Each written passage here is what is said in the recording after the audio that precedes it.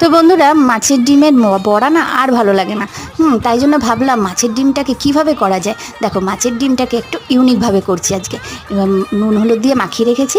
আর এই দেখো, একটা বাটিতে বেসন, পেঁয়াজ কুচি, লঙ্কার গুঁড়ো আর নুন, কালো জিরে আর মাছের ডিমটাকে দিয়ে ভালো করে মেখে নিলাম। নিয়ে একটু তেলের ওপরে বড়া বড়া করে ভেজে নিয়েছি। দেখো কি সুন্দর হয়েছে না। তার উপরে তেলের ওপরে না কি করলাম বলো তো, একটু গোটা শুকনো লঙ্কা আর গোটা জিরে দিয়ে আর তারপরে আলুটা দিয়ে ভাজলাম।